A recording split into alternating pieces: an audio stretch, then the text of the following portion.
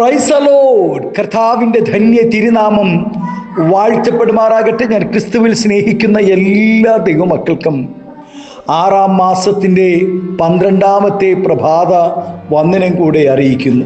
കർത്താവിൻ്റെ ദാസിദാസന്മാരെ, ലോകമെമ്പാടുമായിരുന്നു കൊണ്ട് ഈ പ്രഭാതവും ഈ വചന സന്ദേശം ശ്രവിക്കുന്ന എല്ലാ ദൈവദാസന്മാർക്കും ദൈവദാസന്മാർക്കും വാത്സല്യ കുഞ്ഞുങ്ങൾക്കും എൻ്റെ ഹൃദയത്തിൻ്റെ ആഴമേറിയ സ്നേഹത്തെയും വന്ദനത്തെയും ഒപ്പം നന്ദിയും അറിയിക്കുന്നു, പ്രാർത്ഥനയും അറിയിക്കുന്നു.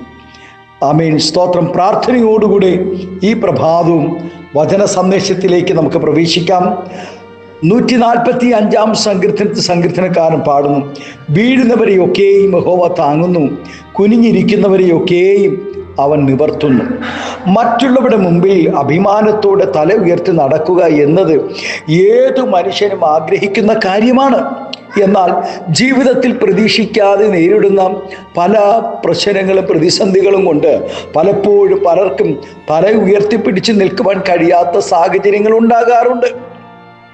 സമൂഹത്തിൽ നല്ല നിലയും വിലയുമുള്ളവരായി മാന്യമായി ജീവിക്കുമ്പോൾ ആയിരിക്കാം അവരുടെ മക്കളുടെ അനുസരണക്കേടു നിമിത്തം തലതാഴ്ത്തി നിൽക്കുവാൻ ഇടയാകുന്നത്.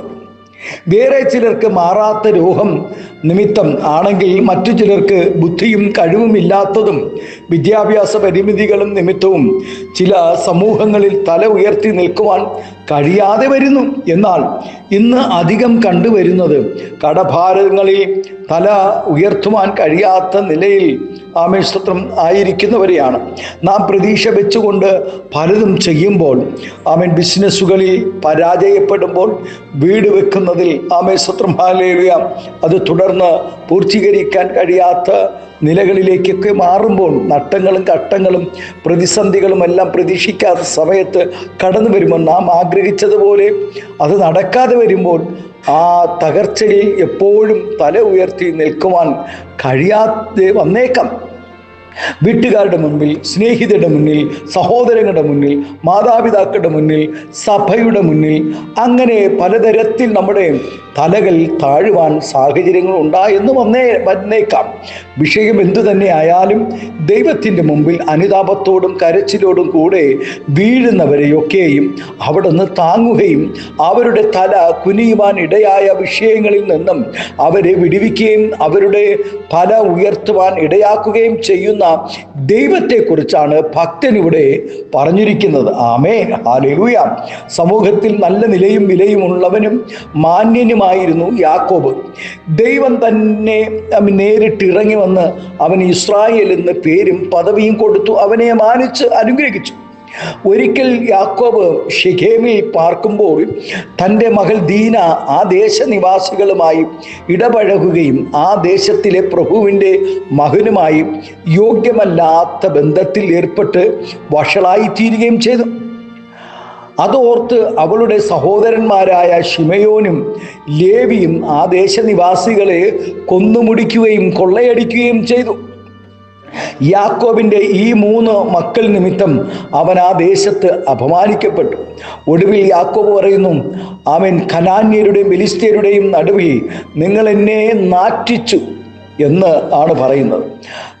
കൃപ നഷ്ടപ്പെട്ട മക്കൾ നിമിത്തവും കൃപ നഷ്ടപ്പെട്ട ഭർത്താവും ഭാര്യയും നിമിത്തവും സ്തോത്രം അനേകരുടെ തലകൾ കുനിയേണ്ടി വന്നേക്കാം. ദുഷ്പ്രവൃത്തികൾ നിമിത്തവും തല കുനിയുന്ന അവസ്ഥകൾ വന്നേക്കാം. യാക്കോബിൻ്റെ അവസ്ഥ വളരെ ദയനീയമാണ്. ആമേൻ. ഇന്നും അനേക തലമുറകൾ ദൈവത്തെ സത്യത്തിലും ആത്മാവിലും ആരാധിച്ചിട്ട് ദൈവകൃപ നഷ്ടപ്പെടുത്തി ആത്മീയ ആരാധനകളെ വെറുത്ത് ജാതിക ബന്ധങ്ങളിൽ ജീവിതങ്ങളിൽ കഴിയുവാൻ ആഗ്രഹിക്കുന്ന എത്രയെത്ര തലമുറകൾ ഇന്നും നമുക്ക് കാണുവാൻ കഴിയുന്നത്. എന്നാൽ ഏത് പ്രതിസന്ധികൾ വന്നാലും ദൈവത്തിൻ്റെ മുമ്പാകെ വീഴുകയും കരയുകയും ചെയ്യുന്ന ഒരു പ്രകൃതമാണ് യാക്കോബിന് ഉണ്ടായിരുന്നത്. അങ്ങനെ ദൈവസന്നിധിയിൽ വീണ യാക്കോബിനെ ദൈവം അനുഗ്രഹിക്കുകയും പിന്നത്തേത് ഫറവോൻ പോലും യാക്കോബിൻ്റെ അനുഗ്രഹത്തിനായി അടുത്തു ചെല്ലുകയും ചെയ്യുന്ന അനുഭവങ്ങളിലേക്ക് യാക്കോബിനെ ദൈവം മാറ്റുവാനിടയായി. ഇങ്ങനെ മക്കൾ നിമിത്തം തലകുനിച്ച് നടക്കേണ്ട സാഹചര്യം നേരിടുന്നവർ വളരെയാണ്. എന്നാൽ അവർ ദൈവത്തിൻ്റെ സന്നിധിയിൽ ആമേൻ വീഴുകയാണെങ്കിൽ ദൈവം അവരെ താങ്ങി എഴുന്നേൽപ്പിക്കുകയും തല ഉയരുവാൻ ആമേൻ ഇടയാക്കുകയും ചെയ്യും. ദൈവജനത്തിന് എല്ലാ കാലത്തും ശത്രുക്കളുണ്ട്. സാത്താൻ ആരിൽ കൂടെ എങ്കിലും ആമേൻ പ്രവർത്തിച്ച് ദൈവമക്കളെ തകർത്തു കളയുവാൻ ശ്രമിച്ചു കൊണ്ടിരിക്കുന്നു. അതുകൊണ്ട് സങ്കീർത്തനക്കാരൻ പറയുന്നു, കാരണം കൂടാതെ എന്നെ പകയ്ക്കുന്നവർ എൻ്റെ തലയിലെ രോമത്തിലും അധികമാകുന്നു. വൃഥാ എനിക്ക് ശത്രുക്കളായി ഭവിക്കുന്നവർ പെരുകിയിരിക്കുന്നു. മാറാത്ത രോഗങ്ങളും തീരാത്ത വേദനകളും നിമിത്തം തല ഉയർത്തുവാൻ കഴിയാതെ പോകുന്നവർ വളരെ പേരുണ്ട്. എത്ര പണം ചെലവഴിച്ചാലും എന്തെല്ലാം ചികിത്സ ചെയ്താലും യാതൊരു ഫലവും കാണാതെ തകർന്നു പോകുന്നവർ ധാരാളം പേരുണ്ട്. 12 വർഷം രക്തസ്രാവത്താൽ ഭാരപ്പെടുകയും തൻ്റെ മുതലെല്ലാം വൈദ്യന്മാർക്ക് കൊടുത്തിട്ടും യാതൊരു സൗഖ്യം വരാതിരുന്ന ഒരു സ്ത്രീ സമൂഹത്തിൻ്റെ മുന്നിൽ തല കുനിയേണ്ടി വന്നു. എന്നാൽ വിശ്വാസത്തോടുകൂടി യേശുവിൻ്റെ വസ്ത്രത്തിൻ്റെ തൊങ്ങൽ തൊട്ടപ്പോൾ അവളുടെ ബാധയെ അകറ്റി യേശു അവളെ സൗഖ്യമാക്കി. കർത്താവിൻ്റെ മുമ്പിൽ വീഴുന്നവരെയൊക്കെയും അവിടെ നിന്ന് താങ്ങും. ആമേൻ, ഹല്ലേലൂയ. കുനിഞ്ഞിരിക്കുന്നവരെ അവൻ നിവർത്തുക തന്നെ ചെയ്യും. മറ്റൊരിക്കൽ യേശു കടന്നു എന്ന ആലയത്തിനകത്ത് 18 വർഷം കൂനിയായ ഒരു സ്ത്രീ തല ഉയർത്തുവാൻ കഴിയാതെ നിൽക്കുന്നത് കണ്ടു. യേശു അവളെ തൊട്ടു. അവളെ 18 വർഷം തല ഉയർത്താതെ ബന്ധിച്ച ബാധയെ അഴിച്ചു മാറ്റി.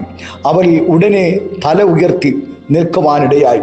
പാപം ചെയ്യുന്ന വ്യക്തികൾക്ക് ഒരിക്കലും നിവർന്നു നിൽക്കുവാൻ സാധിക്കുകയില്ല. 1-ാം സങ്കീർത്തനത്തിൽ പറയുന്നു, ആകയാൽ ദുഷ്ടന്മാർ ന്യായവിസ്താരത്തിലും പാപികൾ നീതിമാന്മാരുടെ സഭയിലും നിവർന്നു നിൽക്കുകയില്ല. അതുകൊണ്ട് ഈ നാളുകളിൽ പാപം ചെയ്യുന്നവർ അനേകർ ആലയത്തിൽ കടന്നു വരാതെ ഉപവാസങ്ങളിലും പ്രാർത്ഥനകളിലും വിശുദ്ധ ആരാധനകളിലും കൂട്ടായ്മകളിലും പങ്കെടുക്കാതെ മാറി നിൽക്കുന്ന അനേകരെ നമുക്ക് കാണുവാനിടയാകും. ഹല്ലേലൂയ. ഈ ചിലർ സഭ മാറി പോകുന്നു. ഹല്ലേലൂയ. വിശുദ്ധിയിലും വേർപാടിലും ആരാധിക്കാത്ത ജാതിക സഭകളിൽ അനേകർ കടന്നു പോയിക്കൊണ്ടിരിക്കുന്നു ഈ നാളുകളിൽ. എന്തിനു വേണ്ടി? ലോകമോഹങ്ങൾക്ക് വേണ്ടി, ലോക ഇൻപങ്ങൾക്ക് വേണ്ടി. ഹല്ലേലൂയ. ഇതിൻ്റെ പിന്നിൽ സ്തോത്രം സാത്താൻ്റെ വലിയ തന്ത്രമാണ്. അവർ ലോകത്തെ സ്നേഹിക്കുന്നു. ദൈവത്തെക്കാളും ജീവൻ നൽകിയ വീണ്ടെടുത്ത യേശുക്രിസ്തുവിനേക്കാളും ജാതികമായ പാപത്തെ അവർ ഇഷ്ടപ്പെടുന്നു. ആമേൻ, ഹല്ലേലൂയ. ലോകപരമായ ജീവിതം അവർ ഇഷ്ടപ്പെടുന്നതിനാൽ അവർ വിശുദ്ധിയിലും വേർപാടിലും നിൽക്കുവാൻ അവർ ആഗ്രഹിക്കുന്നില്ല. എന്നാൽ സ്തോത്രം, ഹല്ലേലൂയ, സംഭവിച്ചു പോയ തെറ്റുകളെ ഓർത്ത് ദൈവസന്നിധിയിൽ നെടുമ്പാട് വീണ് കരയുന്നു എങ്കിൽ ദൈവം പാപം ക്ഷമിക്കുകയും പിന്നീട് ദൈവസന്നിധിയിൽ നിവർന്നു നിൽക്കുവാൻ പ്രാപ്തി നൽകുകയും ചെയ്യും. അപ്പൻ്റെ ഭവനത്തിൽ നിന്നും സ്തോത്രം സമ്പത്തുമായി പോയവൻ നിവർന്ന് നിൽക്കാൻ പ്രാപ്തനല്ലാതെ ഹല്ലേലൂയ അവൻ മടങ്ങി വരുവാനിടയായി. അപ്പൻ ദൂരത്തുനിന്ന് കണ്ട് അവനെ കെട്ടിപ്പിടിച്ച് ചുംബിച്ചു. അപ്പൻ്റെ ആദരവുകളെല്ലാം അവൻ ഏറ്റുവാങ്ങി.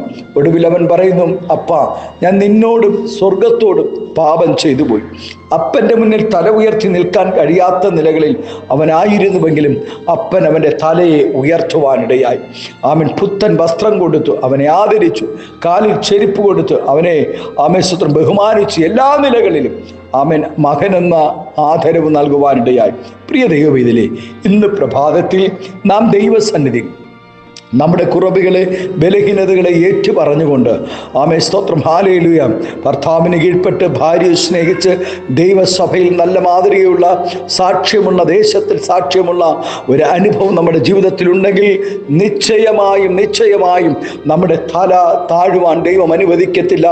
നമ്മുടെ തലയെ ദൈവം ഉയർത്തുക തന്നെ ചെയ്യും. അതുകൊണ്ടാണ് വീഴുന്നവരെ ഒക്കെയും യഹോവ താങ്ങുന്നു, കുനിഞ്ഞിരിക്കുന്നവരെ ഒക്കെയും അവൻ നിവർത്തുന്നു. അതേ ദൈവവേദന, ഈ പ്രഭാതം നിന്നെ ഉയർത്തുന്ന ഒരു ദൈവമുണ്ട്, നിന്നെ നിവർത്തുന്ന ഒരു ദൈവമുണ്ട്, നിന്നെ താങ്ങുന്ന ഒരു ദൈവമുണ്ട്. ആ ദൈവകരങ്ങളിൽ നിന്നെ ഒന്ന് ഏൽപ്പിച്ചു കൊടുക്കാമോ? കണ്ണുകളെ അടയ്ക്കാം, പ്രാർത്ഥിക്കാം. പരിശുദ്ധ ദൈവമേ, സ്നേഹവാനായ ഞങ്ങളുടെ നല്ല കർത്താവേ, അനുഗ്രഹം പ്രശാന്തമായ നല്ല പ്രഭാതത്തിനായി നന്ദിയോടെ സ്തോത്രം ചെയ്യുന്ന കർത്താവേ, തല ഉയർത്തുവാൻ കഴിയാതെ സമൂഹത്തിൻ്റെ നടുവിൽ സ്തോത്രം, ഭവനത്തിൻ്റെ അകത്തളത്തിൽ ഹാരി സഹോദരങ്ങളുടെ നടുവിൽ സ്നേഹിതരുടെ നടുവിൽ, കർത്താവെ ആലയത്തിൻ്റെ നടുവിലൊക്കെ തല ഉയർത്തുവാൻ കഴിയാതെ അനേകർ ഭാരപ്പെടുന്നു കർത്താവെ.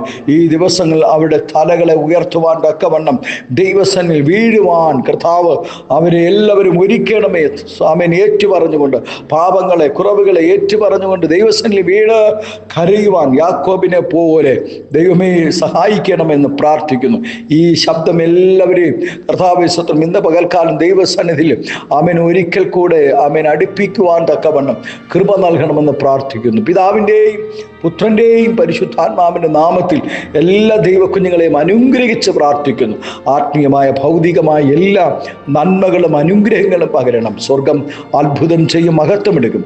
യേശുവിൻ്റെ നാമത്തിൽ കൃപയോടെ പ്രാർത്ഥന കേൾക്കണമേ സ്വർഗീയ നല്ല പിതാവേ. Amen, amen. Thank U.